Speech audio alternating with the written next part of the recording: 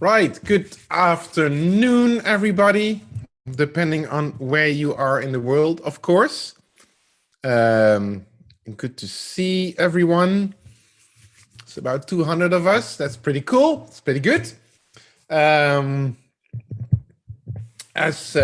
usual, we're getting together here to discuss obviously the readings, the pre-recorded lectures and all those kind of things, or anything else about media and information and media culture that you would like to discuss, or that you would like to share, something that you saw this last week that just really made you think about the stuff that we talk about in this course. Happy to discuss anything from anywhere. I'm sure all of you have now seen the announcement about Thursdays getting back into the classroom. All in all, we'll have 3 actually in-person sessions in the classroom this semester for this particular course, starting on this Thursday. We created a sign-up sheet. I do think for this Thursday it's full, and I just want to emphasize that if you not 100% sure that you're going to show up, then take your name off the register, because there's a lot of people who do want to come, and we really want everybody who's able to come and who's willing to come to actually have a seat. And for those of you who can't come or don't want to come, that's totally fine. We'll stream it live, and we'll probably record it as well as a make it available later on for watching later on. We're working the details out, but I'm 100% sure that should be no problem. So it really is the session for everybody who wants to be there.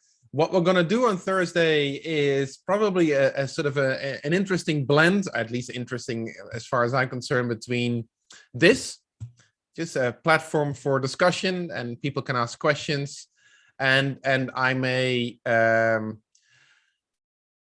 do a little mini lecture just to catch us up. Where are we in the course? What have we talked about until now? How does it all tie together? Where are we going?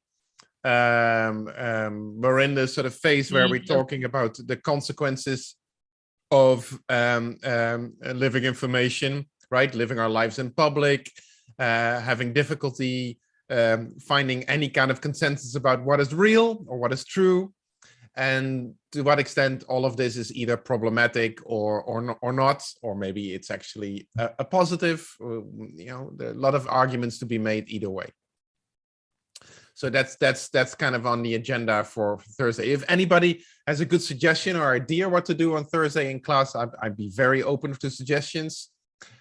All of this is new to us as well as to you. Life seemed so easier 2 years ago, and you know, that complexity is a good basis to start with, to acknowledge that we're all figuring things out as we're going along, making lots of mistakes, and you know what, that's fine. I'm a big fan of forgiveness, especially self-forgiveness. All right, that said, I would love to open it up. Anybody wants to share a thought, a question, something that they've read or seen, or anything related to media and living information that you would like to get my 2 cents on?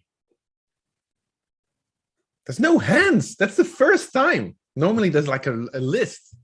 Interesting. Does that mean I have to actually sit here and talk for 2 hours? No.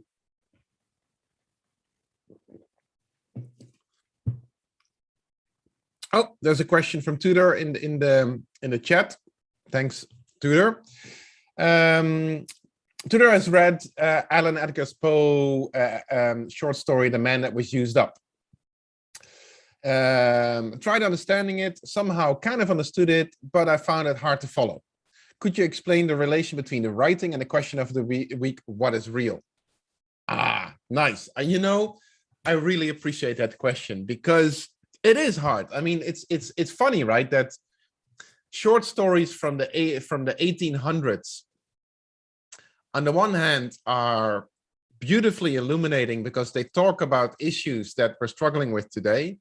but also, and even if you're a native speaker in English, really hard to follow. It's like that was a very different English from the English we do today. And which in a nutshell is kind of what the experience of living information is. Like even something as fundamental as language is never the same. It's alive. It constantly changes, evolves, the way we express it, the way we use it, how we understand it. It's never exactly the same. We capture it in dictionaries and encyclopedias and all that kind of stuff, but it keeps evolving. It's a living, breathing animal. I think that's a beautiful insight to begin with. But what was the big deal with this short story by Edgar Allan Poe, and why did we read it, and what does it have to say about the topic of this week? Well, first of all, I don't know how many of you are literary scholars, but those of you who are may have noticed a pattern in the old readings that I assign. I mean, E.T.A. Hoffmann, The Sandman, Edgar Allan Poe, Jorge Luis Borges, those kind of names I keep mentioning, Philip K. Dick. Well, in a way, those authors were all, so Philip K. Dick was a big fan of Borges. Borges was hugely influenced by Edgar Allan Poe, and Edgar Allan Poe's major influence, as he always said it, was E.T.A. Hoffmann. So they all really looked at each other and related to each other in different ways.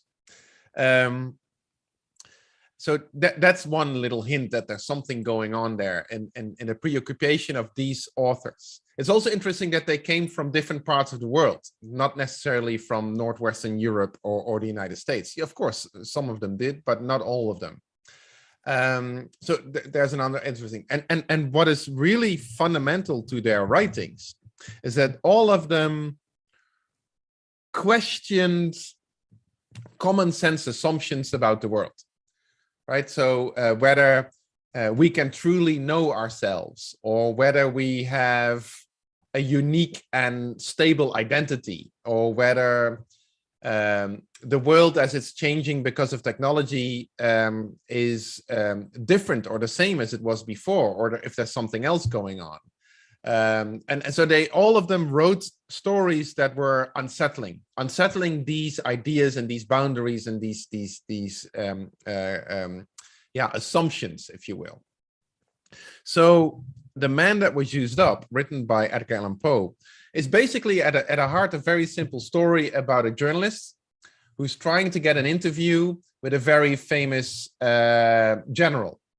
And the general has this completely generic name, General A.B.C. Smith. It's like Smith is the most common last name in the English language, at least at that time it was. And of course, if your first letters are ABC, it's the first three letters of the alphabet.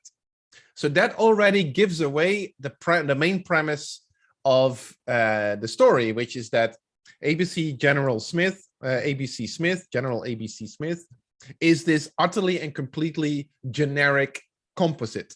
And it's a person, but as we know at the end of the story, it's also a robot. It's somebody who's put together by through different moving parts, and everything about him is artificial because everything about him was shot to pieces in previous wars, and he's been sort of remade and put together again.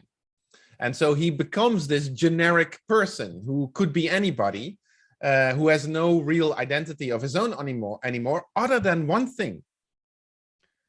And that was really interesting. Throughout the story, especially if you've never read it, or if you now want to read it again, throughout the story are references to how he comes across.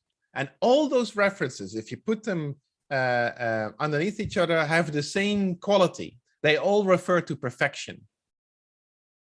Like there was something just perfect, something automatic, something extremely sort of, organized and systematic and rigid and so on and so on. So there's constantly references to those qualities of him throughout the story.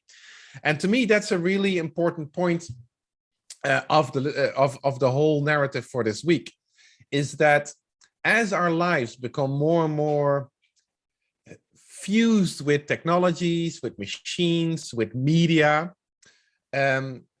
what that means to us is to a large extent influenced by what kind of thoughts and feelings we have about technology, machines, and media. And what Edgar Allan Poe showed us is that often we associate media, machines, technologies, like how these devices and all work, with perfection, or at the very least with doing things better, faster, more logical, more rational, whatever, more reliable than humans would do it. So that's what Edgar Allan Poe shows. It shows us our preoccupation with perfection when it comes to technology. So that somehow a man that is put together by technologies, by machines, by parts mechanically, is somehow a better, more perfect man than, you know, the main character of the story, the journalist. Because of technology, and that's where a really important fallacy occurs, is that we project all kinds of anxieties onto technology because technology seems to be better and more powerful than we are. Whereas, of course, that's an incredibly flawed assumption. I mean, I don't know about you, but this device, or the one that's right in front of me, a laptop, I don't know how many times it just decided to just quit or fail or not work for no apparent reason. It needs constant taken care of. Almost every day you go to the App Store or the Play Store on your Android phone, and like 50 of your bloody applications need updates because they found errors and bugs. Interesting that they refer to errors in software by an animal name, right? A bug, an insect. I mean, if the computer is infected, it gets a virus. Again, a reference to something biological, something organic. It's very interesting. So this is a long-winded way of saying that this idea that technologies are perfect, that machines are better, that media somehow are this powerful, you know, non-human entity influencing us, is this really old trope in making sense of technologies and media that we really need to get rid of. It's actually much more inspiring, much more realistic to think of media and technologies and machines as not that different from humans at all, and vice versa, that we are not organic and technologies are not. And that's rubbish. I mean, if you look at the history of technologies and how they've evolved, that's not a history of neat linear progression to perfection. No, it's messy and it's all over the place, and things, generally speaking, don't work and definitely don't last. It seems a very human history. And if you get there with your thinking, then the next step is actually, and that's really important, the step we're taking in this course, is where we look at humans, media, technologies, information as interdependent and co-evolving. And that's the perspective that we hold in media studies, right? In media studies, we don't treat media, technology, and machines as something external to us that comes and changes us. No, it's like we are interdependent, co-evolving in a technological environment. We've always been doing that. And it doesn't mean that media cannot be powerful. Of course they are, but we have power and agency too. It really depends on context, how we make those kind of decisions. So the reading by Edgar Allan Poe was just a beautiful, I would say, romantic illustration of this association with of perfection with anything that has to do with technology, and that association often comes with fear, right? Because in the end, I mean, this general became very scary, and the journalist just ran away, trying to escape from this really scary sort of, I guess you could call it, robot. And again, I mean, there's no reason to be afraid of technology. There's all the more reason to try to understand what's going on.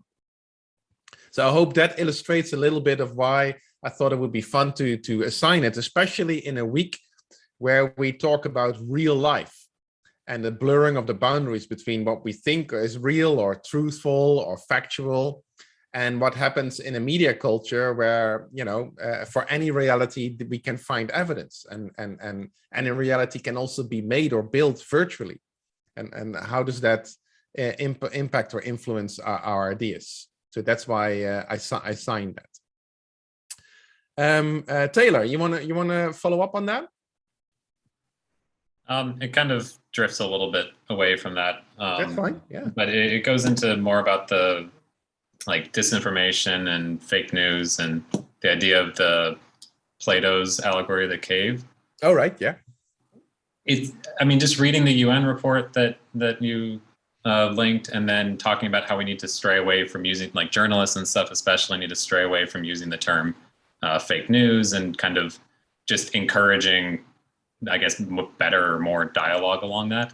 It seemed like, I guess it's hard to figure out how we navigate that when we see so much of the people that are being exposed to kind of the most malicious of these fake news as thinking they are the ones that are now looking behind them, that they've kind of gotten the answer.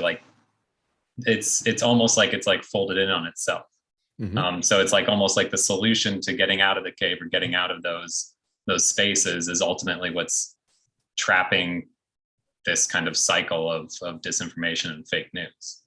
So what's just journalists using the term, not using the term fake news anymore doesn't seem to be a solution at this point. It seems like it's gone too far away from that. What are the alternatives being talked about?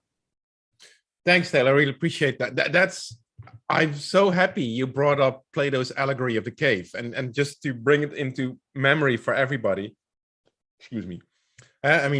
Plato's allegory of the cave, it was the introduction to one of his most famous books, The Republic, way back, and I think it was 700 or 600 BC when he wrote it. But the allegory of the cave was this notion that, look, most of humanity is stuck in a cave, and whatever they see in front of them and they think this is real, is actually not real. It's just puppets that are being held up behind them in front of a fire. So we're seeing projections, idealized versions of the real, and the actual real world is outside of the cave, and the only person that can get you to the actual reality is the philosopher, like the guy in a toga who takes you by the hand and leads you to the light.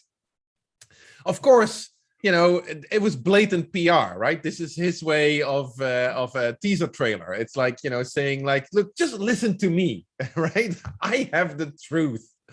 It was lovely. It was just a lovely bit of PR. And this allegory of the cave, especially in media studies and in a lot of contemporary intellectual thinking, often repeated as sort of we need to be led out of the darkness of misinformation and filter bubbles towards a sort of more consensual, reality-based version of the world and of the truth. And that's a very tempting thought. But I really appreciate that what you're saying is that, but wait a minute, a lot of the people who get stuck in, for example, all kinds of conspiracy theories about the vaccine or about the coronavirus or about just about anything, they deploy the methods and they are donning the mantle of the philosopher. They're saying, wait, you're all being blinded. You are all stuck, in front of behind a fire, and the images you see in front of you are projected by mainstream media and by powerful politicians, by elites. But the truth is out there, and we found it by combining, things through a Google search and through some obscure social media network and a bunch of hashtags on Twitter. And lo and behold, we found the real world. And so in a way, perhaps you could say that if we would copy and paste the allegory of the cave to our media culture, what is happening is that everybody is a philosopher now. And everybody's telling everybody else, yeah, but you're just watching the images projected onto a wall. I have found the truth. And that's a very unsettling thought. I totally appreciate that, what are the debates now? How do we move forward out of this? There was a great comment being made on the Canvas chat earlier today, I think it was, or this weekend, about a case in the Swedish province of Gotland, where they decided to start training everybody, public policymakers, and of course journalists and all kinds of other officials, into how to debunk and deal with conspiracy theories and other forms of misinformation and so on, because it's now considered to be the #1 threat to how the society can be run. And it really speaks to this anxiety.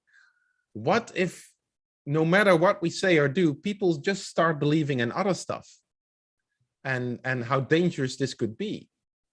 And, first of all, from a media studies perspective, we have to say that we as media scholars have known since at the very least the 1970s and early 80s that there's no such thing as a reality by consensus in or through media. I mean, remember we talked earlier this semester about Jean Baudrillard and his theories that inspired the Matrix movie franchise, where he says that there is no more reality, there's only hyper reality, where everything you see or think you see is actually a copy, and that the idea of an original truth somewhere out there doesn't exist anymore. And he wrote this in 1981. Right, well before the World Wide Web and social media and Canon and Reddit and TikTok or whatnot. So let's first establish that none of this is new. People have always believed in batshit crazy ideas. Nobody ever bought into a consensus-based reality. The only reason why we think they did is because we never had to listen to anybody. Right? Politicians, journalists never had to listen to anybody. Why? Right? And even if you wanted to listen, you couldn't, because they couldn't reach you, or you could only listen to 2 or 3 people at the same time. So up until the 1990s, nobody had to listen to anybody. Nobody in a position to be able to transmit messages to lots of others, broadcasters, journalists, politicians, had to listen to anybody. So we never really saw the fact that people walk around this world with some pretty messed up ideas of how things work. Your neighbor, the person that you live next to right now, today, if you actually sat down and interviewed them about what they believe in, they will tell you things that will shock you. It's like, how can you even think this? And when they interview you, they will think the exact same thing. So that's not new. That's not because of fake news or disinformation or whatever. The new is that it's visible, because everybody's expressing themselves. Everybody is the philosopher trying to get the other peoples out of the cave. So these ideas are beginning to circulate, not just locally, but worldwide. And some of these ideas become very, very popular for no other reason that they're popular. Right? Ideas today become popular not because they are expressed by an authority, like by a professor. I can say on my blog whatever I want. Nobody really believes me because I'm a professor. Why would they? Even though I can say, yeah, but I've studied really hard. I read lots of books. Doesn't really matter. There's no hierarchy of information online.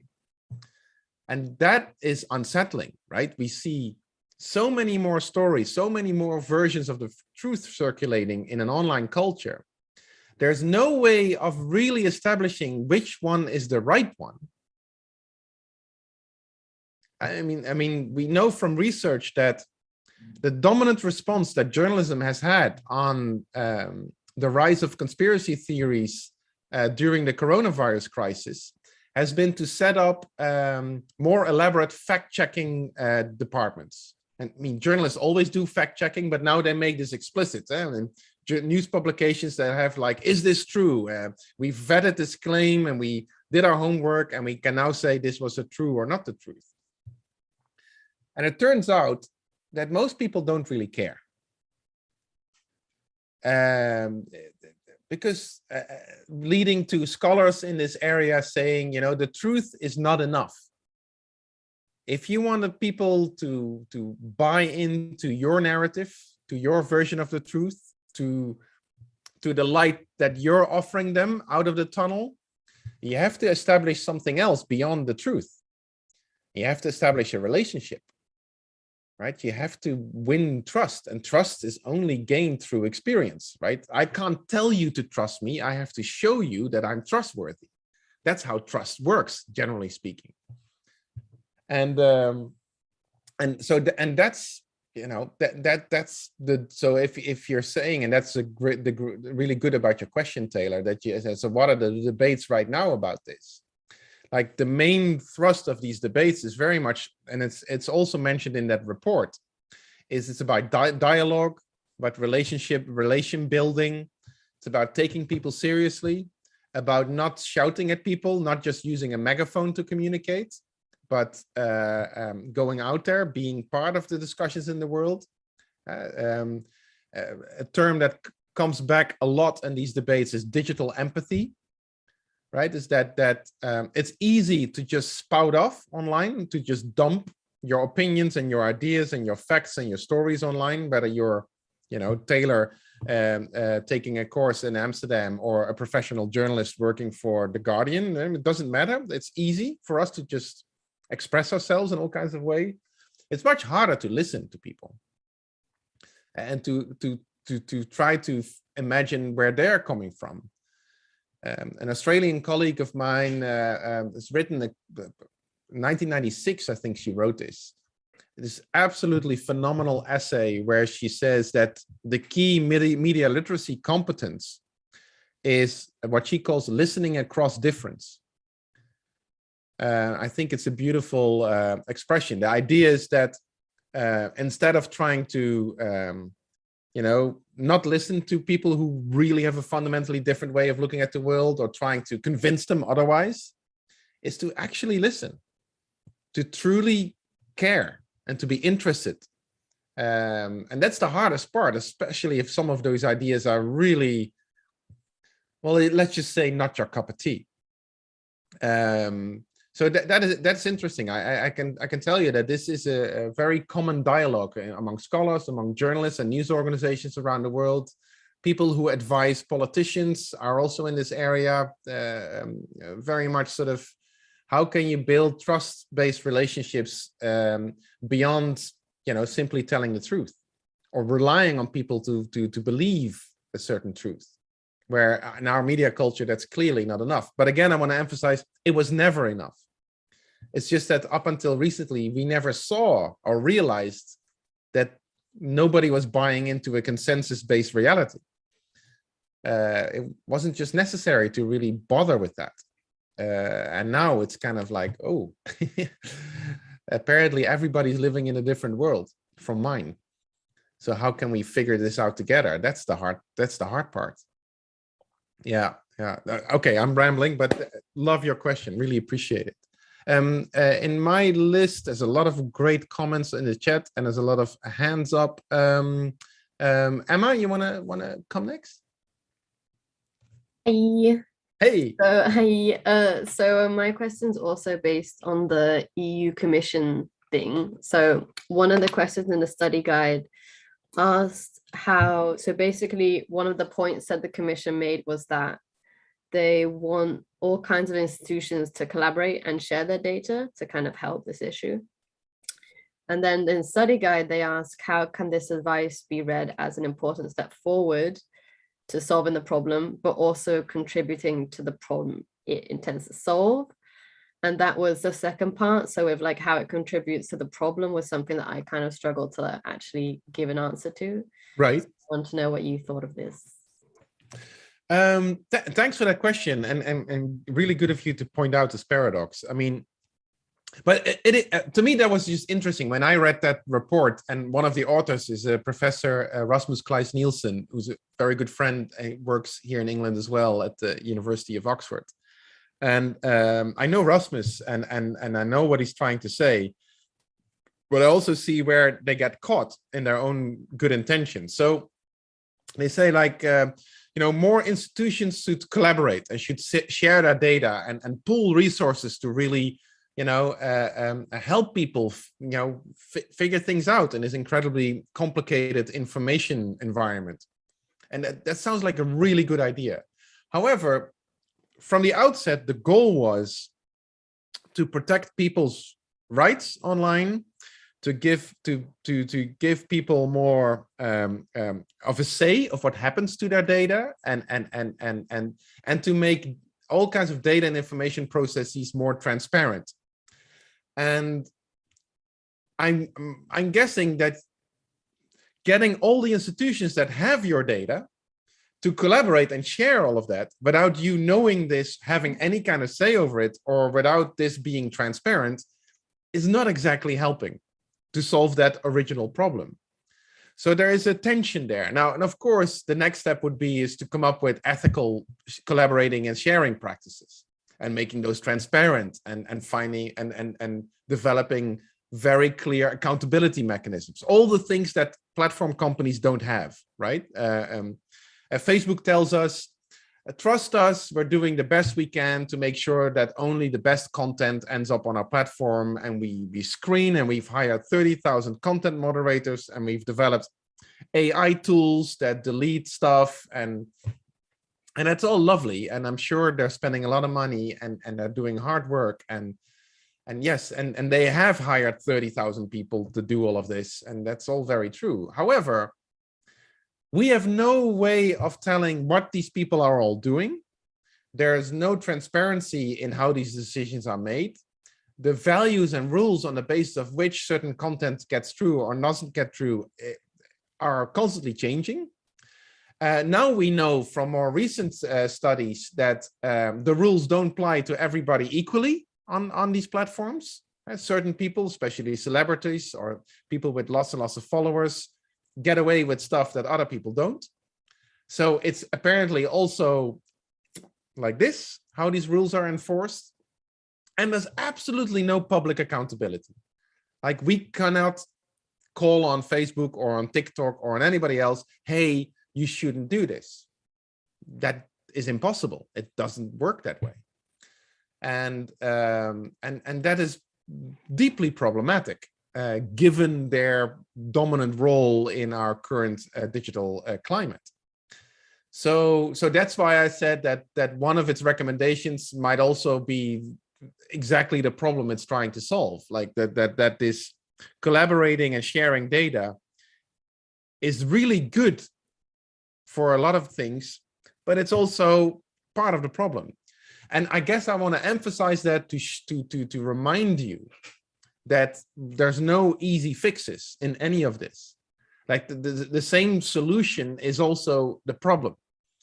Because if you, for example, set up all kinds of public accountability mechanisms for platforms and all kinds of rules on the basis of which they have to act and perform, who's going to monitor that? What kind of rules? Whose rules? Rules of American people, of European people, of people from the global north? Or truly global rules? Are there things that are truly global? Who's going to police that? I mean, it's like, it's a nightmare. Maybe there shouldn't be any rules. I don't know. I mean, so that's the tension that's present in all of these kind of things. And I think it's our job for now as media students and scholars is to, Donna Haraway is a fabulous scholar, media philosopher. And she always calls on us. She has this beautiful expression. She says, whatever you do, stay with the trouble. So the moment you run into a dilemma as a student or a scholar, like something you can't easily fix, or you see clearly different ways of looking at it, and like, which one is right? It's like, no. Don't choose. Stay with the trouble. Where does it make you uncomfortable? Where does it scratch? Where does it hurt? Where does it itch? That's where you need to be. That's where your questions need to be asked. That's where your theories need to be developed. That's where your research is going to play out.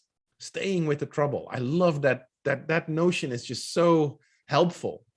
Is anytime I catch myself giving an answer that's just too easy or writing something that's just too straightforward, it's like, dude, you're not staying with the trouble. You're pretending that there's an easy way out, and there isn't. So that's how I would address that particular issue, Emma. I hope that given a little bit of context. I wrote something about this in the chat as well on Canvas. I hope that helps. Sayan, you're next. Good to see you again. Hello, how are you? I'm all right, thanks. So my question is more on the disinformation thing. So it's defined in the report as includes all forms of false, inaccurate, or misleading information designed, presented, and promoted to intentionally cause public harm or for profit. But my issue with not my issue, but my just question of this is isn't it much harder to find out which misinformation is or disinformation is intentional or or unintentional? Because a news reporter will say whatever is in front of them on the teleprompter and spread that. If that's not so the idea of looking for more intentional misinformation to directly cause public harm or for profit, I feel that's much harder to do. Or I don't, you could share your thoughts on that. No, you're absolutely right. It is a way of coming up with an accountability system that works, right? I mean, if misinformation, disinformation only thrives and survives by us sharing it and talking about it. And you can't really police that. I mean, you can try to make people a bit more media literate and be a bit more critical, or ask the right kind of questions, like where does this information come from? Why do I believe it's true? You know, what might be the intentions of the person who forwarded this or shared this with me, and those kind of questions. But that's all, that falls under free speech. I mean, we're free to do this, at least in most places, not in all places in the world, for sure. However, if you can trace things back to whoever sent this, in a way, you can say, go back to patient zero and see what their intentions were. And then you can start talking about real accountability. Then you can, for example, expose troll farms or political disinformation campaigns. A recent study showed that the overwhelming majority of real misinformation that circulates online is actually can be traced back to politicians and political leaders, not to trolls in Russia or to teenagers in Dubrovnik or to whatever, but it's our political leaders that just spout nonsense, and which gets amplified first and foremost by traditional news media, because they tend to amplify whatever a president or a governmental leader or politician says, and then by the rest of us. So that's fascinating too, right? Before we start claiming, that the problem lies with, people like us, like regular people who perhaps don't know what they're doing, or perhaps have criminal or whatever kind of intentions. No, the main problem is with politicians who are so used to using these media to further their message and their own goals of getting elected or re-elected or becoming popular or whatever, that they do things and say things and spread things that are actually really harmful. And that's so in that sense, it's interesting that the consequence of focusing in terms of accountability on who originally and intentionally spread misinformation, research shows that you're most likely to end up with politicians. And I'm not quite sure if politicians will agree with that kind of accountability mechanism. But that's a personal comment. But it is interesting is that the question you're asking is about how do we come up with an accountability mechanism that doesn't penalize or that doesn't limit free speech? And then you get to things like intentions. And totally, Zayan, I think you're signaling the real issue with this is how do you know? How do you find this out? But that's also why media scholarship, I'm just using this for a moment, is so incredibly important, right? Because that's where media scholars really play in hand. The two colleagues of ours here in the Department of Media Studies, Sabine Niederer and Richard Rogers, two really fabulous colleagues of ours that work as professors in our department. recently published a book. You can find it online. I think parts of it are open access, called The Politics of Social Media Manipulation. And this is what they've studied. They use digital methods to trace back the sources of misinformation online and try to figure out like what kind of political goals are served with this, who gets reached and influenced by whom, and how do these networks look like? And what does that tell us about how the world looks like when you, for example, only let yourself be informed online and through social media? It's an absolutely fabulous book that comes out of the work from an initiative in our department that calls the Digital Methods Initiative, where they build the tools to study social media this way. Very warmly recommended. I mean, Richard and Sabina are among the top experts, I would argue, in the world that study and investigate this, in part because they build their own research tools, their own software to do this. So very powerful stuff, really inspiring, actually. So by all means, check that out if you're into these kind of issues. Carolina, you wanna follow up or ask your question? My question was much more along the previous conversations about how technologies are merging with our lives day to day, and we often can't really set a line, or the line is blurred between our offline and our online life per se. And I was wondering what your opinion was on if we were ever to lose, I mean, this is a bit skeptic, but do you think that human contact or physical contact with people will be something that we lose along time due to due to technologies being so involved with our lives and our way of communicating with people now? Yeah, and my heart says no. I like hugs.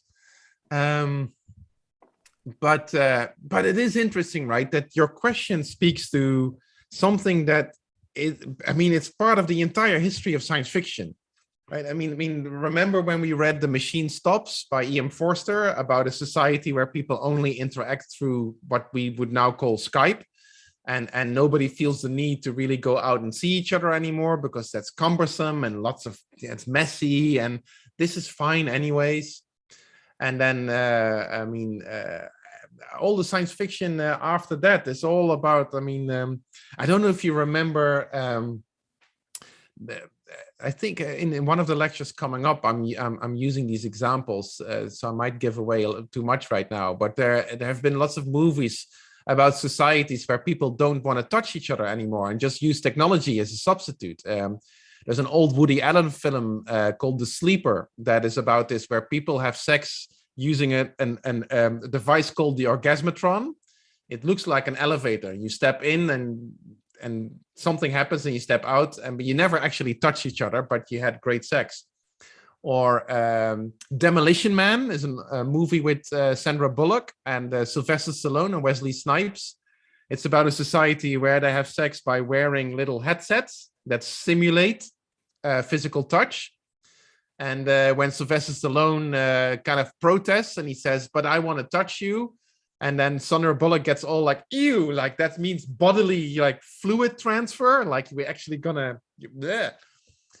So it's really fascinating how this, like one of the most common tropes in science fiction, and thinking about, well, what will be the inevitable endpoint of human-machine co-evolution, will be a society, will be a world where, you know, we lose the ability to physically touch, or do we lose the desire to touch? Yeah, and that's a fun imagination. Whereas if you look at what is actually happening, remember, that's what I keep doing, to like remind us, let's ask the question, what are people actually doing? Is that I would argue we gravitate towards more rather than less touch. I mean, what's the dominant technological innovation of the last 10, 15 years? Swipe technology, right? I mean, it was invented in the 70s, but only mass marketed in the 2000s. And it's now the dominant way in which we interact with devices. It's through touch. And it's in that sense kind of fascinating. What you could argue is that we're looking at technologies not to replace touch, but to add to our more sensorial experience of the world. Right? I mean, the last couple of weeks, a lot have been made also in popular media about these predictions about the future metaverse. And we've talked about it in these sessions as well, that there will become a new software standard that will integrate all our existing media and give us an experience of reality that is instantly immersed in a media representation of that reality. For example, through glasses or through other types of technological applications. And the idea is that all our sensorial experiences, whatever we touch, we smell, we hear, we see, get enhanced or supplemented by things from the digital world. Images, bits of information, even sensory experiences. And to me, that suggests the opposite of a society that doesn't touch and becomes therefore dehumanized. It seems the exact opposite is that we turn our technologies in making our technologies more human. And perhaps we are becoming a little bit more technological. I think that there's certainly a case to be made for that. But the point is, there's co-evolution. The technical term that's used for this, I mean, I've referenced a very famous American scholar, Catherine Hills, before, where she talks about post-humanity. And one of the terms that she introduced about this is, she calls it technogenesis. And technogenesis means that from the very start, our humanity has been co-evolving with technology. Language as a technology, the wheel and fire as a technology, all these kind of things. So in other words, the person who we are today is not possible without technology. Absolutely impossible. We cannot be understood as something other than produced in part by our technologies. And in that sense, technologies aren't all that different from us. I mean, they're expressions of who we are. And again, to me, that explains that the technological innovations that we're all working on are all about making technologies disappear, making media disappear, making everything more haptic, more sensorial, more seamless, more intuitive, more organic, I would even say. Make everything feel like we would feel without any kind of technology. Now, and that's my final thought on your excellent question, Carolina. You could argue that the end result of that is that technologies become so seamlessly integrated in our lives that we're actually not touching each other anymore, because we're touching each other technologically or through some kind of invisible technology. That is interesting. I don't know. Could be. But if we don't notice that anymore, would it still matter? But I think that the mistake we can make is to assume that this will lead to a society that looks and feels a bit like Star Trek or Star Wars, like that kind of science fiction, right? Where future societies that are really fused with technologies become kind of, I mean, I don't know about you, but what bothers me about Star Trek and Star Wars is that everything is so goddamn clean. Like, who's cleaning, who's flushing the toilets? Who's cleaning up everything? And why is everything always perfect? Why are people's uniforms beautiful? There's no sweat patches. There's no things ruffled and weird. And I mean, everything is pristine. To me, that's a very scary world. That's a world sanitized. That's a world robbed of all its humanity, right? And that's the problem I have with that. And that's why I wanted you to read Edgar Allan Poe, The Man That Was Used Up. This assumption that when things become more technological, they become more perfect, less human, less messy. And I think that's the fallacy. The fallacy is that technologies are somehow not messy, that they are neutral, that they're objective, and that they're strange, weird, otherworldly out there. It's like, no. They're just as messy as you and I. They don't work as well as they should do just like you and I.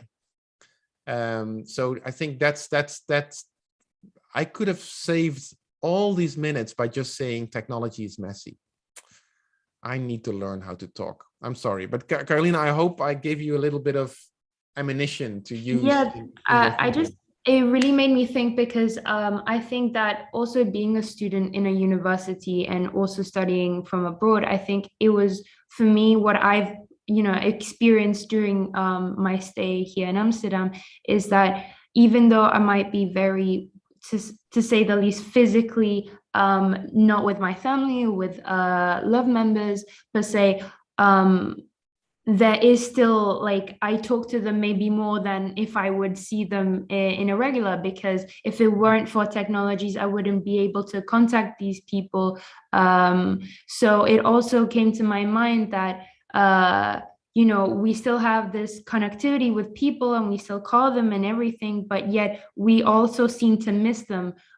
Even though we can't really, you know, we talk to them and everything, but, you know, that essential element, as you said, of humanity, of like touch and presence, I think is really important as well for the human mind and body as well. I think that that was interesting to me and that was an interesting thought. And I think you really added on to that. So thank you. Thanks. Actually, maybe just one final thought that your thought now just made me think of. A real problem for, I would say, for sociology these days is this. And I mean, this is the kind of stuff that I love, and that's what staying with the trouble really means. So,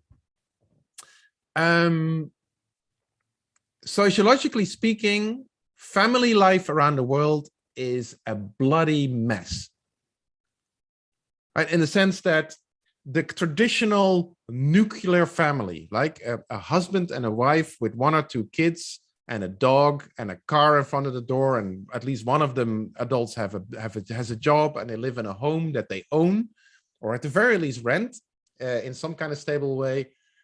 That idea of the nuclear family is very dominant in all kinds of political and religious discourses as sort of the model, and that's what happiness is and all that kind of stuff. Well, less than 20% of the world population lives like that. In most countries around the world, that's not the dominant form. Not in the Netherlands, not in the UK, not in, you know, I mean, these are just overdeveloped Western references, not in South Africa, not anywhere. Most people's family lives are like a weird cocktail of a bunch of adults, either married or living together, and they've separated, they've divorced and remarried, or maybe not, or they have lovers, or it's like an open relationship, whatever the hell that means. And then they have kids. Some of them are their own kids, some of the kids of their friends, or they have adopted kids, and some of them live together in the same place. A lot of them don't, where the kids live in one country, in one part of the country, or somewhere else on the planet, and the grandparents are somewhere else, and it's a mess. And that's most people. So, okay, that's something you can study as a sociologist, right? Family relations and togetherness and what keeps families together, for example. But then we have this other finding from media scholarship that shows that at no point in history did so many people rate the quality of their family life so high as today. Huh? That should be happening, but it is. And of course, we can explain this. And it's exactly what you said, Carolina. The reason is we're more in touch with each other than ever before. Right? Parents with their kids, you have this concept called helicopter parenting, where the parents are also always virtually hovering around and swooping down whenever necessary. And not just when you're 5 or 7 or 11. No, when you're 40, they'll still be there, you know, connected through Skype and Facebook. And then the reason why so many young people don't go on Facebook anymore is because their parents and grandparents are there. I mean, Jesus, can't have privacy anywhere. I mean, we're more in touch than ever before. We're connected to the tiniest little messages and little emoji that you get. And it's like 5-10 times a day to be in touch with a family member is not unusual. It's not weird at all. So people think their family lives are just fine. But sociologically speaking, it shouldn't be, because we're all like, it's all a mess and it's complicated. And that's, I love that. Like, that's interesting, right? So does that mean everything's fine? Does that mean we should change the notion of what family means? I don't know. I don't have the answer. The answer would be the easy way out. The interesting thing is staying with that. And what do media and different types of media mean for different kinds of family and family constellations? I mean, how do people navigate between the nice feeling of always being in touch and having your loved ones close by, and the perhaps not so nice feeling is that you can't have a bloody moment for yourself at any time? So those are interesting questions that we're asking today, but it's yeah. Anyways, so I appreciate your thought there. Svetlina, good to see you again. What's your thought or question here? Actually, I have two questions, but the first is connected to the study guide. First is concerning the short story, The Sandman, and we have the question, what media did the main character use to look at his wife to be? That's a little bit of a confusing question to me, because in reality, the main character doesn't use any kind of media, not even letters or newspapers, to get in touch with Olivia, but he sees her as if she's a real person. One cue I suppose I got was that in the very story, it is mentioned that he sees himself through her because she basically records what he's saying. That's the only cue I get from it, but I'm just really confused as to what media exactly uses to get his artificial wife to be. Right. I'm sure other people can answer this as well, but it's good of you to ask this because it's an important detail.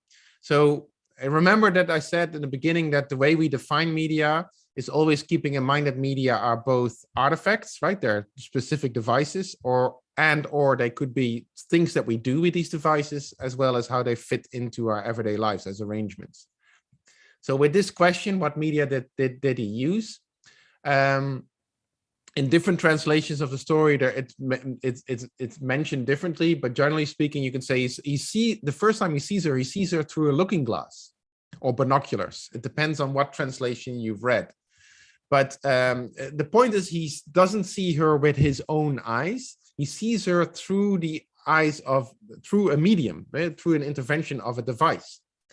And that actually matters in the story, right? Because in the end, he's fine with his current partner until he, by accident, sees her through a pair of binoculars, and then he goes crazy again. So the intervention of the medium changes his entire perception and makes him see the world differently, which is an important point of the entire story. And it is an important point in media studies. And one of the most famous maxims in media studies is something once written by a Canadian philosopher called Marshall McLuhan in 1968. And he said, the medium is the message, suggesting that if you say the same message using a different medium, like let's say you put it in print, or you make it into a television, broadcast, or you use it as an Instagram post, that same message will mean different things across these three different media because of the media. And that the medium you use actually forces you to translate your message in ways that also change its meaning.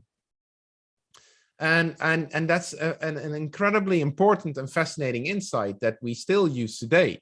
To understand, first of all, we use it in how we are training media professionals. Like, I mean, if that statement wasn't true, then all media professionals had to learn was how to write, and that was done, finished. But no, we have separate training programs for people in television, and for people on social media, and for people in film, and for people in radio. And because all these different media have different rules, different conventions, different genres, different everything. And So that's what's really important about understanding that question about that story. So Nathaniel saw his wife to be originally the person who turned out later to be an automaton through a looking glass.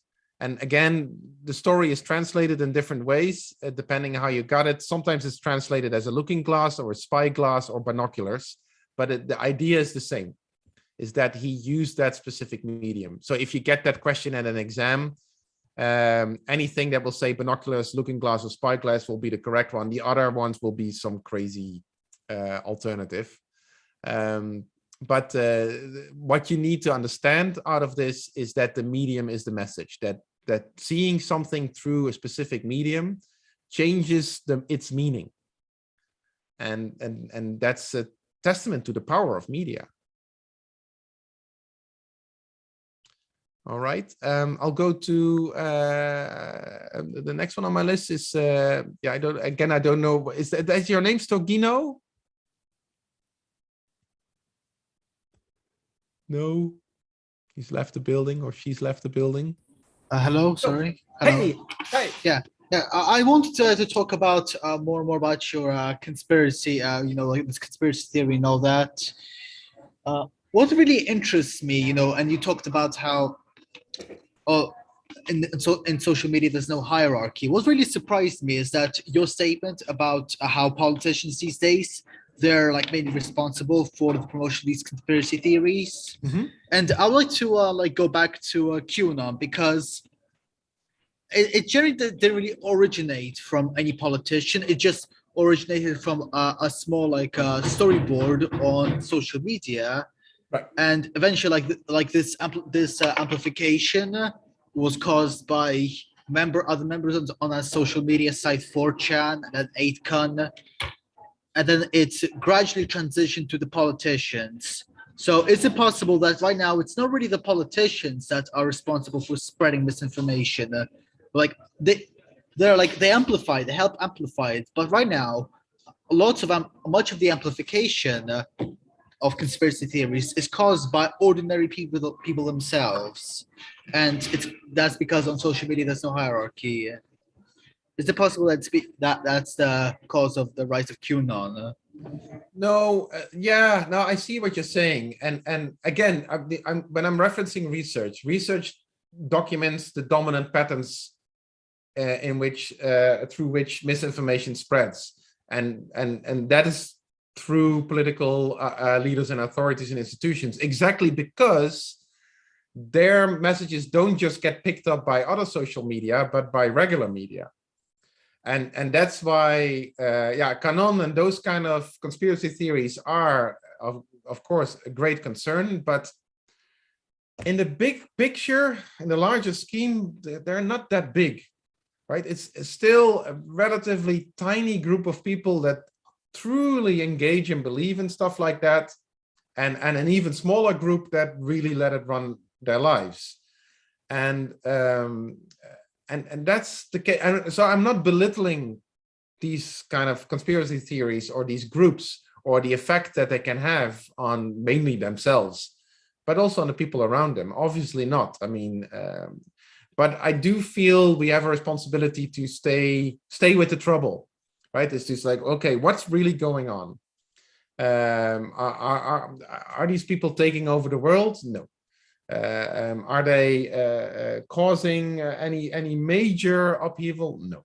Are they really problematic for their families and their communities? And yes, very much so. Okay, on that level, we need to really start thinking. I'm more concerned about these political leaders.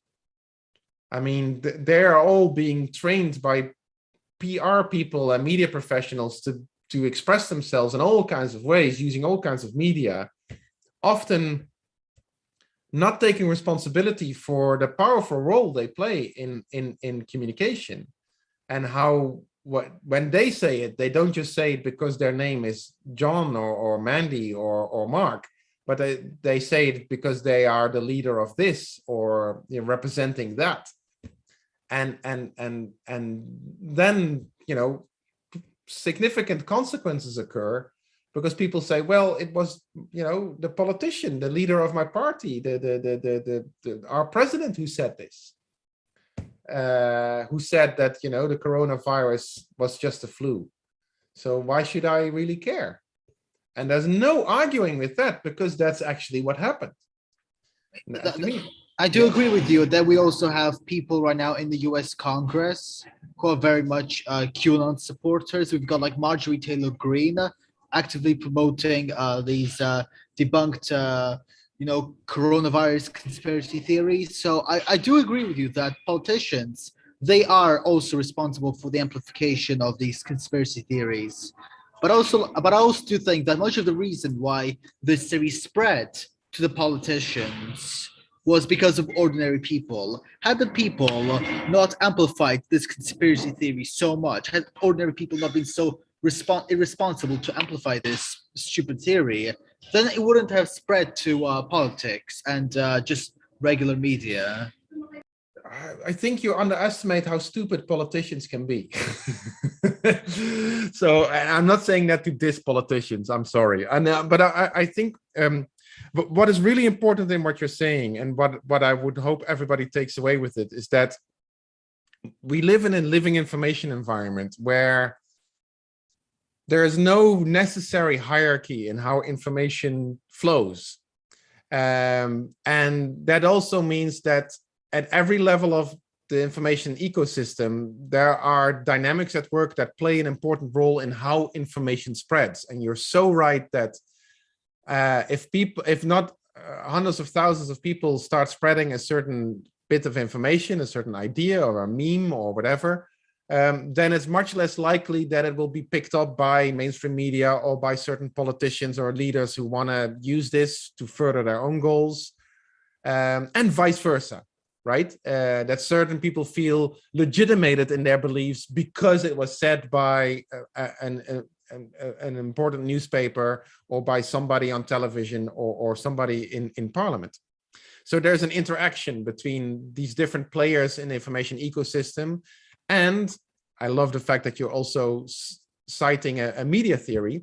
That's the uniqueness of social media as a medium contributes to amplifying messages that perhaps before social media would have disappeared already, or would have been less consequential because they were specific to only one location and a certain group of people in one place. But now, if you put something on Instagram or TikTok or YouTube, it first of all stays there forever, so it can be, revived every once in a while when somebody stumbles across it. It also can be repurposed by anyone for any reason and taken out of context, cut and pasted, put together again in another message and spread that way, which is also something that was much less easy to do before the internet, before social media. So in other words, the medium adds a dynamic to the spread of information in any given society that sort of takes away the correcting role of hierarchy that we, for example, would trust the word of an expert over, a 14-year-old kid somewhere in the middle of nowhere. And now, because both of them just have URLs, we can trust anybody anyway. So again, it makes visible a dynamic that was there before, but also amplifies it to potentially global levels. And that makes it a legitimate source of concern for so many people. And that's why we see policymakers trying to come up with ways to fight fake news and misinformation and disinformation. And we're all very worried about it. I will say this, though, as an additional sort of reminder of how we stay with the trouble. What's the alternative here? What's the alternative for an internet or an information culture where we also have fake news, even though we shouldn't use that term, and disinformation campaigns and misinformation circulating, where we also have conspiracy theories everywhere? What's the alternative? Because that's the question I don't see asked enough. The assumption seems to be that the alternative is a media culture where there's only the truth, and that we all agree on what the truth is. And that to me comes scarily close to that clean perfect world of Star Trek and Star Wars that I was so concerned about earlier, where have you noticed when you watch these kind of films, everybody always knows exactly what they're supposed to be doing? That scares the bejesus out of me. Like, where's the humanity? Why doesn't anybody in these shows ever say, I don't feel like it today, or I'm just not going to show up? I mean, like, be a real human being. In other words, I have a headache. No, it's like, it's not messy enough. And so the assumption often seems to be, oh my God, conspiracy theories, misinformation, fake news. We need to remedy these. We need to fight this. We need to take it all away. Yes. And then what? Then we're all in agreement. I mean, that seems to me the kind of robot society that you should really be scared of. So I'm coming back to the words, in my opinion, very wise words of the media scholar I cited before, who argued, the solution isn't less information or less bad information or less voices that you disagree with. The solution is listening across difference. Understand and appreciate that there are fundamentally different ways of looking at things that may or may not be true, but perhaps that is not the most important thing. The most important is these are held by other human beings that have a right to express themselves. What if those beliefs are harmful to the general population? Yeah, but what is harmful, right? Like the Capitol storming that killed people, and it was pushed forward by misinformation and all that. Absolutely, yes, it was horrible. It was truly a remarkable moment in contemporary history. But almost all the democratic systems in place today around the world came from those kind of movements. They came out of revolutions and rebellions. And those revolutions and rebellions all were in part fueled by media. The American Revolution is unthinkable without the role of pamphlets and pamphleteering. The fact that women have the right to vote in most of the world has largely to do with the fact that they started their own media. So do-it-yourself media, whether that's Canon or the women's movement, is incredibly important for our history. So that's why I'm really hesitant. And of course, I'm disgusted by some of the stuff that is spread through these conspiracy theories. And I'm scared by what it may do to my loved ones if one of them buys into this and doesn't get vaccinated and doesn't take responsibility by wearing a face mask and those kind of things. Yes, of course. But the moment I start policing that and coming and supporting all kinds of laws and rules to ban this kind of speech, I mean, again, what I really appreciate, don't take my word for it, right? You don't have to agree with me on this at all.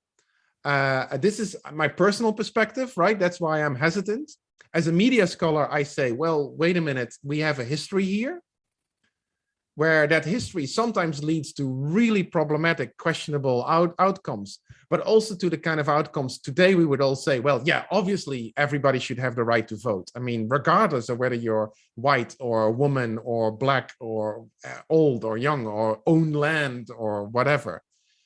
But none of these rights were begotten by people who simply just bought into the same shared reality. We have these rights because people questioned reality, questioned normative assumptions held by the dominant social order. So that's what makes me wary, but I appreciate your concern and I share it. I totally do. I really do. And again, by all means, don't agree with me. And if you're inspired to fight against these kind of conspiracy theories, hey, that's really great. And I think that's important that we push back using the tools that we have as media scholars, the tools of research, of media literacy, and those kind of things. Yeah.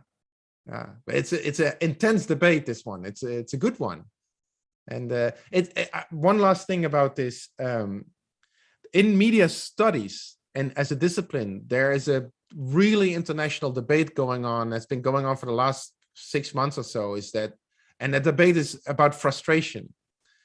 Because we see happening all around us that policymakers and all kinds of academics, not media scholars necessarily, and leaders and institutes and security agencies are talking about misinformation and conspiracy theories and filter bubbles and algorithms and all that stuff, infodemics.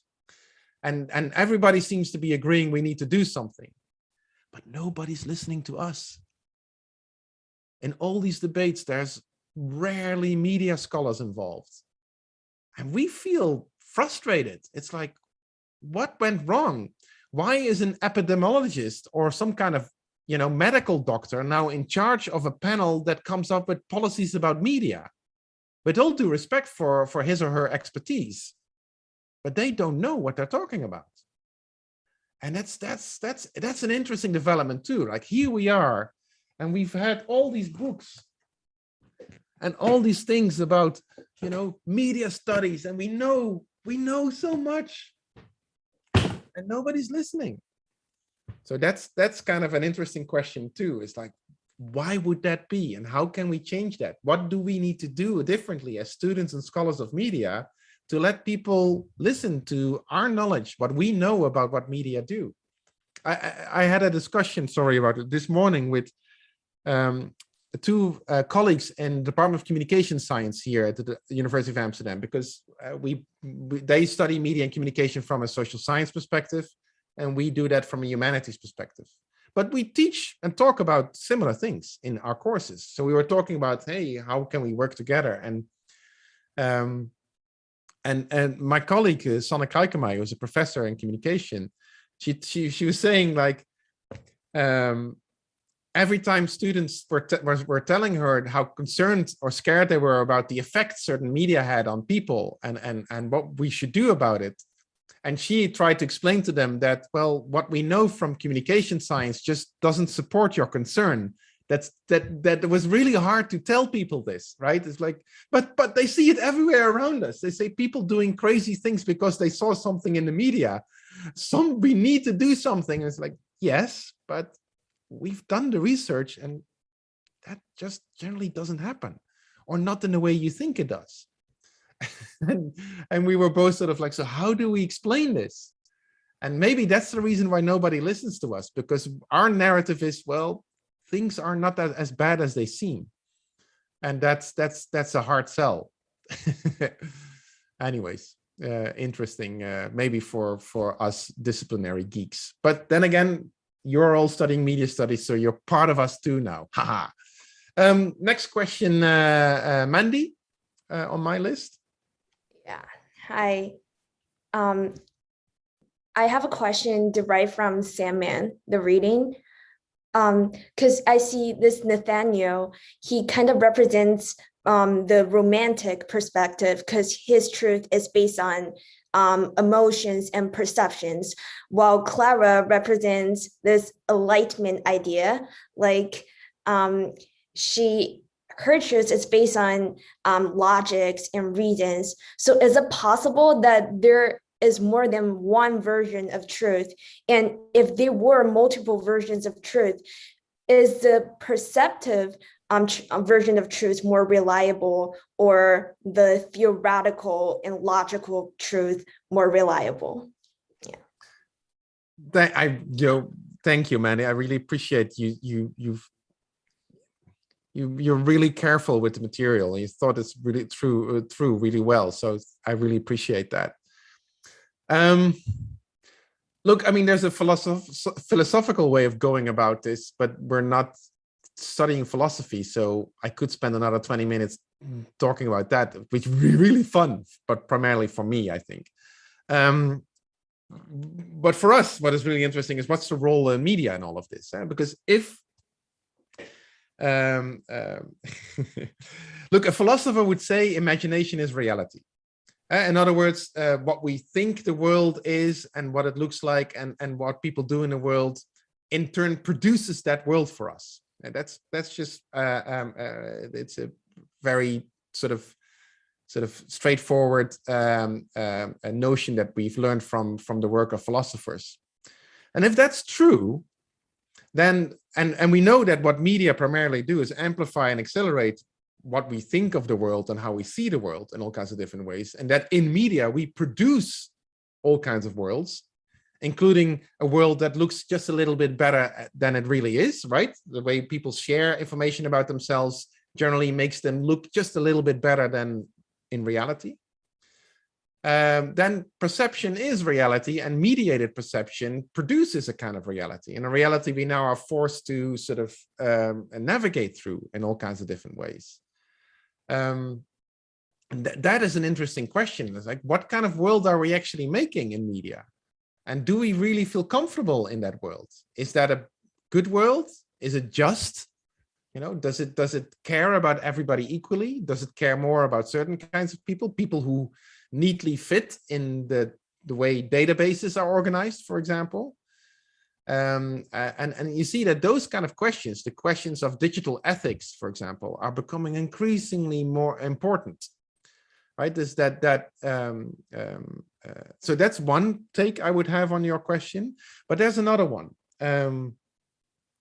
Most of what we know of how the world works in and through media comes from research done by people in what you generally refer to as the global north, and specifically Northern Europe and North America. I mean, the vast majority of research we cite and we refer to is produced based on studies among American and British students. That's not just media studies, that's almost all scientific disciplines. I mean, the one thing that science in general and universities and departments have been doing very well for the last couple of hundred years is completely colonizing all other forms of knowledge production and intellectual work all over the world. So your juxtaposition of, on the one hand, a sort of more logical, perhaps factual notion of reality, and a notion of reality that is primarily fueled by emotion and feelings and perceptions, is also a juxtaposition that's very much a reproduction of this very Western normative idea of what is truthful knowledge and reality, and what is sort of touchy-feely, you know, perceptions or imagination. That distinction in a lot of other cultures and countries doesn't exist. And is that less legitimate as a source of knowledge? I wouldn't say so. If I would say that, then I'm just a white colonialist pig, just immediately denouncing any way anybody else would ever come up with their way of looking at the world and their way of producing information and knowledge about the world. So I find that a really, I'm talking about this because it touches upon, I mean, if you do a Google Scholar search on things like de-Westernizing media studies, you'll find literally hundreds of publications in the last couple of years alone. This is such a dominant discussion right now, and rightfully so. It's like, where does our knowledge really come from? Our ideas of what is good and truthful and factual and right, are those neutral ideas, or are these ideas produced by a very specific group of people living in a very specific part of the world? And if that's true, is that perhaps a reason to also look for other ways of looking at things, and they're maybe just as legitimate, or perhaps even more? That's a fascinating, that's also slightly unsettling, but really beautiful. Now, I'll give you a very concrete example of what this may mean in the context of media studies. One of the oldest theories about how media work in a society doesn't come from the United States or the UK or from the Netherlands or Russia or wherever. It actually comes from Zaire and West Africa. And because some of the oldest publications about media theory were written by African literary scholars, and they developed this concept called aura media. Aura stands for everything that can be communicated orally. So it could be theater or opera and singing, but also just a conversation that people have where they tell each other things. And the notion of aura, all media were originally aura media, and the basic principles of oral media still carry on across all other media. These are all the basic ideas of that theory. And they said the beauty of aura media is that it's always about storytelling, about finding common ground, and about community, right? It's about bringing people together around a story, around a narrative, and that is the basic principle of media, and or should be, which is very different from what we would think of as media, as mass media, megaphones, people broadcasting, everybody buying into the same idea of truth or reality, right? So it's much more communal and collaborative and shared. I'm telling you this because I find this really inspiring, and it reminds me of my responsibility as a media scholar to think carefully about what I think is the best way or the most truthful way to move forward. I know this has nothing to do with the Sandman, and I'm so sorry, but I hope it inspires you to also think, to ask questions with the kind of dichotomies that we maintain in our way of thinking, between, for example, between real and fake, or between truth and lie, or between fact and fiction. Well, yes, they on the one hand seem fairly straightforward, neutral categories, but in lots of different ways they're also not. And they ignore the fact, and I think that's the most important lesson we've learned from media studies, is that nobody lives in the same world, right? And our media amplify this. And that's an interesting, so there is no such thing as a shared world, a consensus-based world. It's in media, it always necessarily has to be about dialogue and listening and conversation and being interested and staying with the trouble. That's a much more messy way of looking at things. Sorry for elaborating on that, but your question was really inspiring. Thanks, Mandy.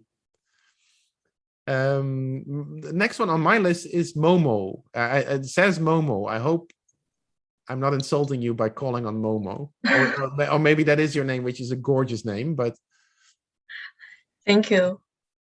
Hi, Professor Mark. My question is from the study guide. I would like to ask, why is the statement "theoretical violence, not truth" the only defense against having our lives run completely by media? Yeah. And what are the examples of theoretical violence? Because when I was reading the question, I couldn't really understand. Good. Well, everything we do in this course, especially in these sessions, is theoretical violence. What that means is theoretical violence is a concept coined by Jean Baudrillard, right? And remember, he said that because of mass media, and this was written in the 80s, so he was referring to mainly to television,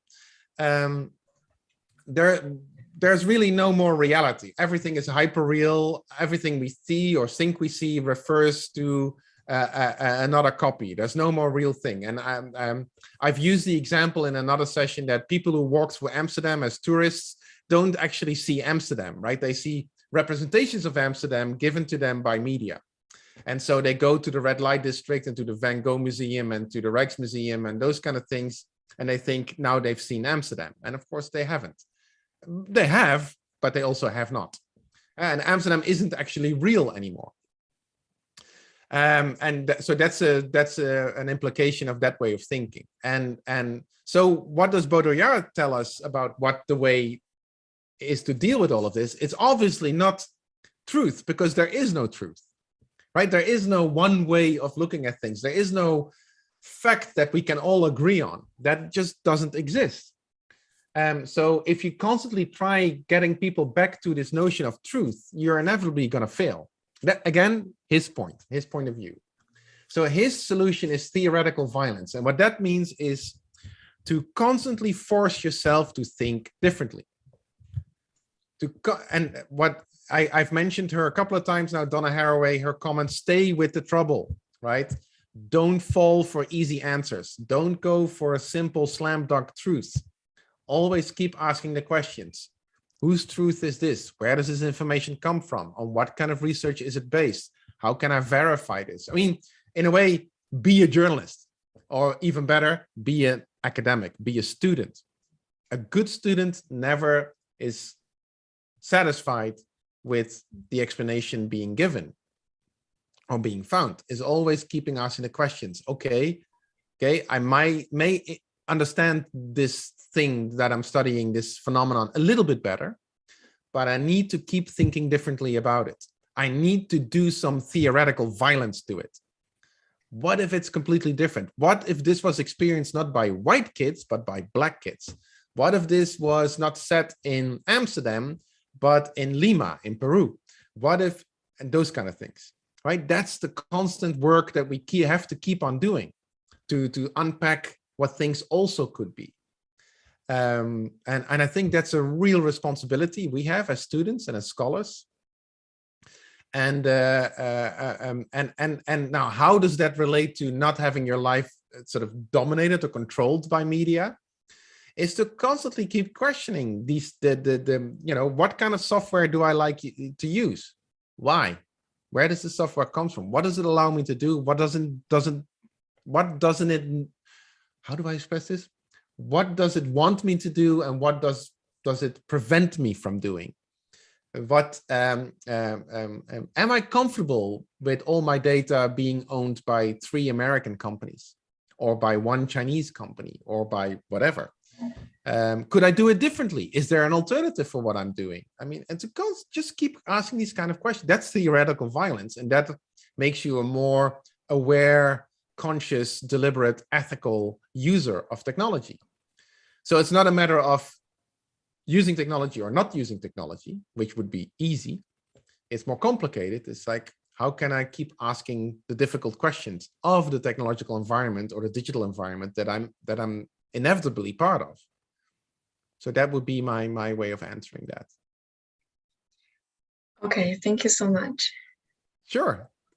Taylor, we're back where we started. You want to ask something follow-up? Good to see you. Yeah. I initially wanted to kind of respond into the disinformation stuff. Of course, that's what I've brought up frequently, that I guess Sogina, or whatever the person's name is, was talking about. But as you've kept going, it's kind of all added on to the same thing about this, I don't know, what reality is, the shared narrative, this game of telephone that we're playing as researchers, this kind of, how do we actually decipher like what is the truth at the center of all this? But in doing that, how, like, I keep hitting this wall of trying to figure out, how do you not get into that crazy conspiracy section of thinking? Like, as soon as you start going down a wormhole, it's easy to start thinking like, oh, well, if I'm questioning this, then I'll just keep going, like keep questioning everything that you're doing. Right. I guess the first part of the question is, how do you avoid slipping into that while trying to do this research? How do researchers do that? And I guess the second part to that is, how do researchers keep up? I mean, especially the last couple years with COVID, just the amount of data that's flowing has exponentially grown. It's always been exponentially growing, but I mean, the numbers that you look at for app usage, for specific people that are downloading Zoom, all that kind of stuff, it's just grown so much that trends have to have changed. And when the research was done 5 years ago, that people are citing saying, oh no, you're like, Instagram isn't bad for your mental health. Like, of course not. Like, the data says differently. Now that we have these bigger numbers, isn't it showing, could it possibly be showing something different? How do we keep up with that? I guess it's just a lot of questions, a lot of up in the air kind of ideas, but it's really like, how do you avoid the pitfalls of, I guess, not. Yeah. No, that's really important questions. First, an observation or a comment based on the research. So I think you've really and importantly point out that to get stuck in some kind of wormhole or filter bubble or echo chamber or telecocoon or whatever you want to call it, there's a lot of really funky names for that circulating online. It's easy, right? It's to get stuck in just an endless vortex of YouTube videos, right? You start the playlist and it just keeps on playing stuff, and this is kind of fun too, and all of a sudden you're pigeonholed, you're stuck. And the same with a Netflix recommendation list, or the stuff that Amazon says, customers who bought this too. So, I'll check out that book or this music or whatever. Or Spotify has now this feature where they enhance your playlists with more of the same, seemingly diversifying your listening experience, but also narrowing it down. So it's easy, right? It's straightforward. This is how algorithms work. Algorithms are fundamentally things that reduce complexity. They make things more straightforward, simpler, easier. And so how do you prevent that from happening? How do you stop that?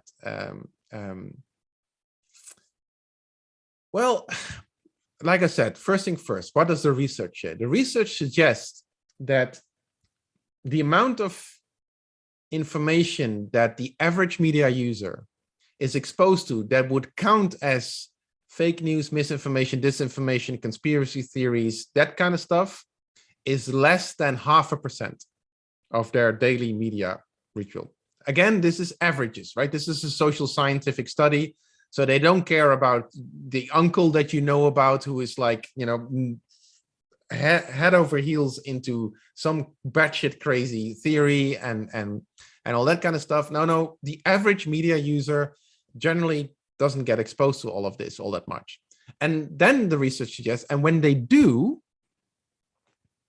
they shrug it off. It doesn't really affect their behavior all that much. And when it does, it also has the opposite effect of making them turn to traditional media even more.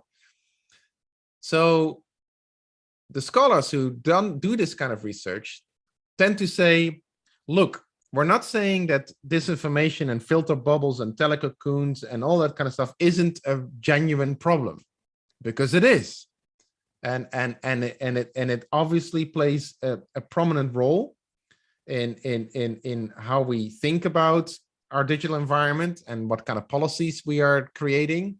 However, we shouldn't give it too much power, because our data shows that that's just simply not the case. And it kind of makes sense, because from a common sense perspective, conspiracy theories would only work if that's all the information that you would ever be exposed to. And like, you would live your entire life on Twitter, and then it's a bit more likely that you get stuck into a very specific way of thinking and only following a certain group of accounts that all link to each other, and then you get a kind of bubble or echo chamber going. But of course, there's nobody in the world that lives like that, right? We are all constantly bombarded by information from all sides. We all have our own media rituals, and some of those reinforce each other, but a lot of them don't. And then we bump into other people, other human beings. So by our very nature, we are exposed to a variety of information coming from a variety of sources. And we all develop our own unique ways of dealing with that. So that nuances that concern a little bit. But that still leaves the important question is like, well, sometimes these things do have really profound and problematic consequences, especially when there are these things like worldwide pandemics, when the entire world feels uncertain and scared and fearful and doesn't have the expertise to truly evaluate what's going on. And none of us in this Zoom meeting have that expertise either, right? We're trying to figure it out as best as we can. And we are all making mistakes constantly too. But we are well educated and studying at one of the top universities in the world, and we're messing up all the time. So it's really hard. And in that context, it obviously makes sense that certain ways of looking at the world, certain seemingly commonsensical, simplistic, dare I say it, on explanations of what is actually going on are very tempting. And I don't want to belittle anybody who went down the wormhole. I really don't. But it kind of makes sense. And in this particular context, certain ideas are more powerfully circulating than others. So how do you stay above that? How do you and I think it's not a coincidence that also in the last couple of years, as you say, Taylor, with the explosion of sources and information and research and materials, you see an equal explosion in calls on governments around the world to be more forceful in introducing media literacy into the curricula of primary and secondary schools. Right? I mean, the fact that most schools in the world don't do anything systematically with media is just crazy if you think about it. But that's the reality. Sure, a lot of schools do something, often inspired by an enthusiastic teacher somewhere. But there's no protocol, there's no curriculum, there's no agreed upon ways of doing this systematically. But while saying that, I also can say that almost everybody is looking into it and talking about it, because it's clearly a survival relevant skill to be media literate and to know how to navigate this space and to come up with different ways of looking at things, combining and evaluating and curating your media environment. I mean, if you don't know how to do that, I mean, you're going to be less successful as a human being in this world. I mean, that's a pretty profound insight that has gained currency in the last couple of years. So that's one way of answering your concern. Or a second way, the first one is to look at the research and sort of bring a bit more nuance to the concern itself. And then secondly, that there are developments towards alleviating some of the problems brought upon, being stuck in a filter bubble or in a wormhole or whatever. And I think thirdly, your question, how do you keep up with all of this, right? How do you find out the best and the right information? And it reminds me of this cliche about good parenting, right? That a good parent will always tell his or her child, like, anything worthwhile takes effort. Anything that's easy is not ultimately worthwhile. Everything that you have to spend a long time practicing and studying and working for it and developing skills for it, that's what will add value to your life, and which is an incredible cliche. But in a lot of instances, it's true. And I think it's especially true about this, because the problem with simply worrying about media literacy in primary and secondary school is to ignore the fact that media change every 2 or 3 years or so, quite radically. So in other words, media literacy is a question of lifelong learning. I mean, you've all grown up with the internet everywhere around you. I didn't know internet existed, right? Internet only existed for me as from 1995, 1996. So I come up from an entirely different media environment where there were no maps in the palm of, I mean, I know grandpa speaking, I'm sorry, but, and it wasn't better than it is now. It's certainly a lot easier now, but I honestly don't remember how I kept any appointments before the late 1990s, and how I found my way in the world. I have absolutely no clue. If I look at how I do things now, it's like, how did I do this 20 years ago? It's like, I can't remember. Anyways, that's beside the point. But what is on point, though, is that to keep up with all of this requires a lot of practice and a lot of work, a lot of effort. It is not easy. It really isn't. And I mean, I'm privileged because it's my job to keep up with this, right? But it's and I see plenty of colleagues, including myself, making stupid mistakes. Teaching this course using the same theories as 5 years ago would be really irresponsible. So I have to keep referring to a bunch of white guys who came up with a certain idea or method is also not wise and not good. So yeah, you have to constantly keep an open mind, keep following people, keep traveling. I know that's a tough thing to say in a context of a corona pandemic. But and my last comment will be a personal comment. It's like not that it's of any interest to you, I know. But how do I keep up with everything is, it's a bit like the movie with Jim Carrey. I say yes to everything. That's been my way of dealing with this. So time anybody invites me to do anything anywhere in the world, yeah, I'll do it. Do I have to talk with 5 kids in a classroom in Naidu in India? Yeah, of course. You know, when I'll do it. And not because I love the sound of my, I know I sound like I love the sound of my own voice. And of course I do. I have a healthy ego. But what is really nice about saying yes to everything is that people talk back. And that's where you get the gold, the nuggets. That's where you learn. It's like, oh, what I just said really doesn't work where you live. It works differently. Tell me more. That's how you keep learning, how you keep figuring out that everything you thought was true or right is, well, not necessarily so. That helps. That really does. Okay, Yeah, but I mean, that's I think a lot of this stemmed from the past couple of days. There's been a lot of chatter about the Instagram for Kids program that was coming out, and Yeah. even as recently as just like, I think it was just a couple hours ago, Instagram released like a blog post or something kind of highlighting the research that they did. And just in the last couple hours, it's been showing that like the research that they're giving is very, very skewed, and like how much of this information that we're getting from these private companies, how much of the research over the past couple of years that's supposedly been open information, that's supposedly been information that's been used for these studies, how much of it has been skewed, how much of it has been hidden or protected just to protect the interest of these larger companies, to protect whatever stuff they're working on. absolutely. And the Yeah. more that stuff kind of comes out, it becomes harder and harder to then go back and be like, okay, well, this research 5 years ago, when we didn't have all these really negative things about these companies that were out, how much of that information that did these studies in the first place can we trust now? Is that actually not causing problems?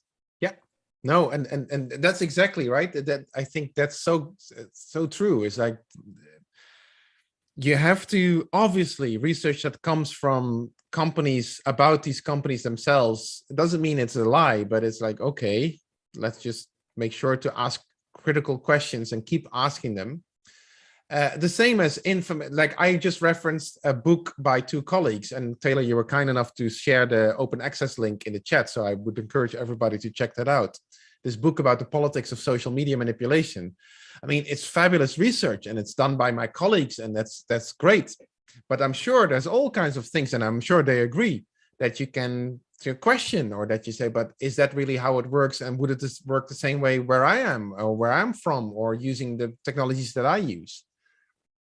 So it's that kind of, there I go again, staying with the trouble, that is really important. And that there's no easy answer to any of this, and no quick fix in terms of a policy or a regulation or a rule or a curriculum or a class that everybody, I mean, sure, if you ask me, I feel every single student at the University of Amsterdam should take this course. You know, I mean, no matter what you study, if you don't understand the role of media in the background of everything, I mean, you lose out. I mean, you'll miss out in certain ways of thinking and certain ways of doing things. But that's me. I'm sure a biologist will feel the same way about her course. So that's the also a problem with too much information, right? And you can't follow everything. So I mean, I think in that sense it would be good to figure out that what really excites or worries you the most, you know, like literally what keeps you up at night, and just keep focusing on that. And you can't follow everything. I think that would make you go crazy. But part of that is also the beauty of what we study, I think, that it is constantly changing, constantly getting more. It involves more and more people. I mean, think about how many more people are participating in a global conversation today than ever before in history. That's amazing.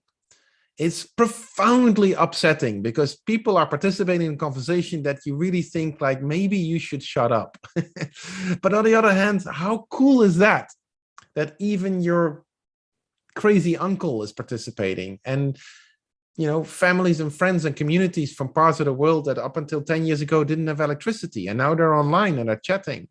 There's a colleague of ours in the Department of Media Studies at the university in Rotterdam, Erasmus University, called Payal Aurora. She is amazing. Check her out. So she wrote this book that became a global bestseller called The Next 1 Billion Users. And so she's done, over the last 5 to 10 years, anthropological research in parts of the world that only recently came online, or that are about to go online, that get access to broadband internet and social media and smartphones and all that. And she wanted to know, so what do they want from the internet? What do they need? And not because she came up with that, the way Mark Zuckerberg says, if everybody's connected, the world is a better place. No, what do they want? And what did she find? They want to find where they can find free channels to watch the latest football on. They want to watch porn. They want to play games, and they want to share funny cat videos. Just like you and me. I mean, it's like they're people like living normal lives that want a little bit of entertainment and a little bit of fun and a little bit of news, and they want to have a say now and then. And of course, there are things that are very specific to specific communities and specific places. But it is amazing to see how this world is opening up and more voices become part of the conversations. And the voices are not that different from the voices that were already there. Of course, they say different things. And that, again, makes for less consensus, but more need for listening. I think that's pretty exciting. But yeah, the role of truth in all of this is a tricky one. Very true. Let me see. We have last couple of minutes. Does anybody want to share a last comment or question? Great tip from Darren about people working on a creative video assignment. Make your video about something that's happening right now, so you can contribute to updating what we already know and to challenge it maybe, and to maybe link panopticism to something that you've experienced yesterday or something that you just read. I mean, that's a really great tip that makes it really fresh and will help us to learn. Let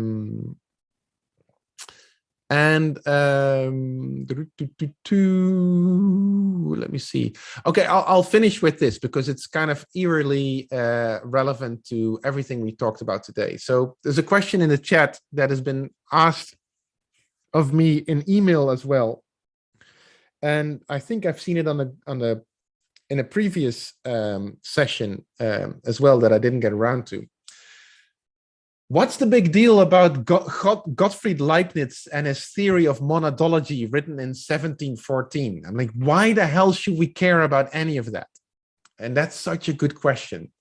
So the big deal is, so here's this guy, Leibniz, originally, I mean, he like a lot of people, and I mean, okay, people, not people, men up until the 18th, 19th centuries, when they were intellectuals, they were experts in everything. I mean, because there were no such thing as academic disciplines by that time, or scientific disciplines, right? So they would do a little bit of art, a little bit of poetry, a little bit of writing, a little bit of mathematics, and some engineering and some physics, and it would seem that they were oh so brilliant, like Renaissance men, we would call them, eh? And of course, it's all like, it's like the equivalent of now going to 20 different Wikipedia pages and summarizing what you've read.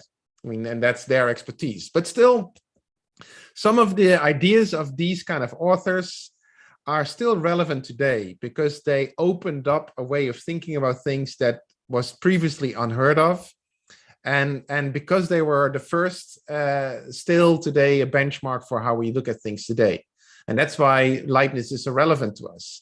Because among many things, near the end of his career, he sought a way to link up all the things that he'd done. And he had written books and handbooks for mathematics and all kinds of treatises and letters. And he came up with all kinds of things, legal systems, formulas, I mean, all kinds of stuff. But he was also living and working at a time of great religious upheaval. more and more people questioning the authority or even the existence of God. And so a lot of his colleagues were persecuted because they found in their research no evidence for the existence of God, or they just questioned the idea of God altogether. And so they fled. Most of them actually fled to the Netherlands. And that's why you see so many European intellectuals ultimately settling in Leiden or here in Amsterdam, because they were protected here, more so than, for example, in Germany or France or Spain or Portugal. But anyways, and Leibniz tried to find a way to stay out of the hands of the religious persecutors, but at the same time stay true to his scientific principles. And he came up with a theory of everything. I think only men do that, coming up with theories of everything, but that's between you and me. And his theory of everything was basically, 1, we're all connected. 2, nothing is more special. So in other words, a human being, a tree in a forest, a planet in the cosmos, there's no hierarchy between this. So we are not more important than anything else. And 4, the building blocks of everything, the tree in the forest, your body, the cosmos, your soul, whatever, are all the same. And he called these building blocks monads. So this was before the age of the atom, right? So everything is made of the same substance, monads. Monads are living entities, but they're blind. So they interact in all kinds of ways, and they form shapes and substances like human bodies or trees or the planets in the cosmos, it doesn't matter, or machines for that matter. And they all interact and they all maintain their properties until, of course, they fall apart at some point. For example, as humans, we die. And every monad is divine, right? They're all guided by, and that's how he could escape the religious persecutions. Like God is in every monad. God is in everything. That was his way of saying. Now, what makes his thinking so beautiful is that he introduces this, first of all, this idea of everything and everyone is connected, which is very much the most dominant way of thinking about the internet and new media, connection, and we're all connected and all information and everything is connected. Everything flows. Second of all, he got rid of the hierarchical dichotomy between, for example, humans and machines. Like one is better or more powerful than the other. And he said, no, it's all the same. That's a pretty amazing insight, like at least 300 years before modern intellectuals started thinking that way. And the third idea, which I think is really relevant to what we think about today, is that despite this interconnection, we're all blind to each other. I think that's a really powerful idea. And that blindness doesn't mean, like, we cannot really truly see the other, how the other person thinks or lives or moves or how the tree functions or whatever. We can do the best we can, but ultimately we're all different.